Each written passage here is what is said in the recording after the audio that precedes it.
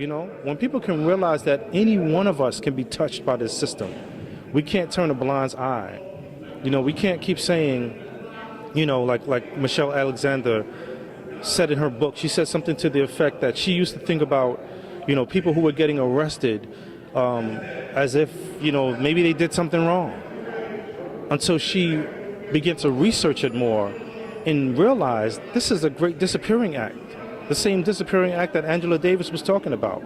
We all need to be plugged in and we all need to fight this system. Because me today, you tomorrow. And that's the reality of how we need to move forward.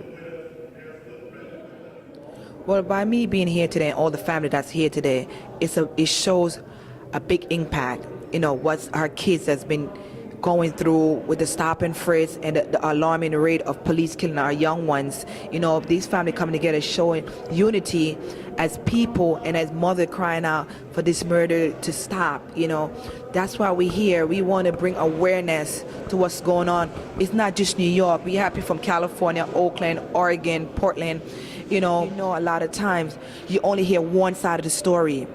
And that's the police side. You never hear the victim side because the victim already gone, and all they do to try is victimize the victim after they passed away.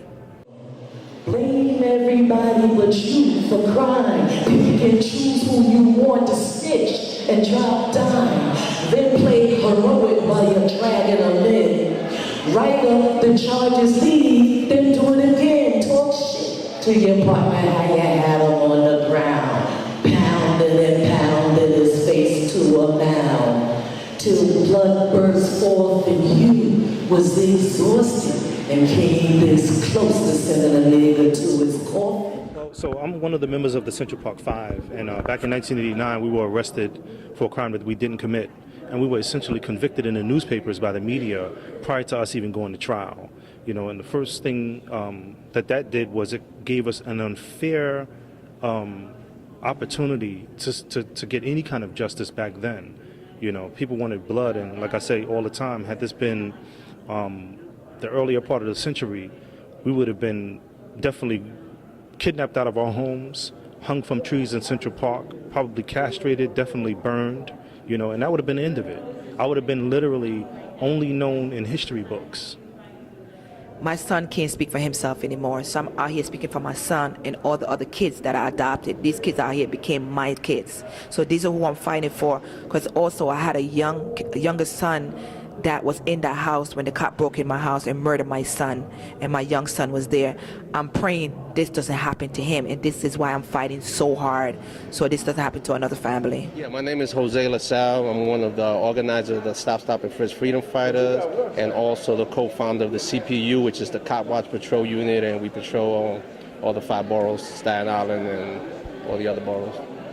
When I started noticing it happening to my son, you know what I'm saying, to my nephew, to kids around in the neighborhood, I started seeing it as something wrong, and it started affecting me differently than when it was happening to me. And I decided to get involved with different groups to speak against, you know, this injustice. Tell you the truth, I don't know what gave me strength, but I always tell my kids, you always got to fight for what you believe in, you know, and don't never give up. You have to fight, because this system not going to give you anything on a silver platter. You have to fight for it, and this is why I'm out here. Show you that my stepson named Alvin, he was stopped by police. He was called a mud. They told him they was going to, you know, break his arm. They told him they was going to arrest him. They told him they was going to slap him. They made a documentary of him, and they actually used him at the Stop and Frisk trial as one of the, you know, proof that this is what happened during the stop and frisk, you know, within the community, especially when it's with our youth. So off you go to jail making products they'll sell. Won't even question once why they couldn't post this bail. They'll pull up to the board when parole comes around. Declare them unhabilitated, casting hope to the ground. I got exonerated 13 years after. It was late 2002, early 2003.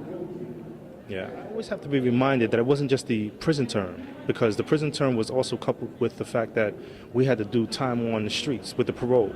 You know, so I did 7 years hard prison time, But then I did 3 more years on the streets. And then after that, after I finished parole, they had me also registering with the Megan's Law.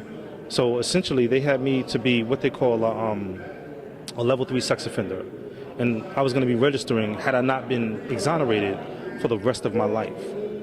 Well, I mean, I always like to deal with the facts, and statistics for 2011 show having close to 700,000 people stopped, and 85% of them being people of color.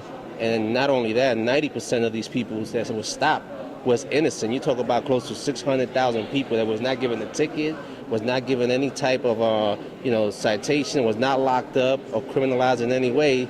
That should show people that, it is targeting a certain group of people, and the group of people that's being targeted with that is the people of color, black and brown people, especially in community where the poverty is very, very low and people are struggling just to survive. These are the areas that's being targeted by this. And to recover 0.1% of gun out of 700,000 stopped, it is no justification to say that it's getting guns off the street or that it's deterring crime, because it hasn't done anything of that nature, and the facts prove it.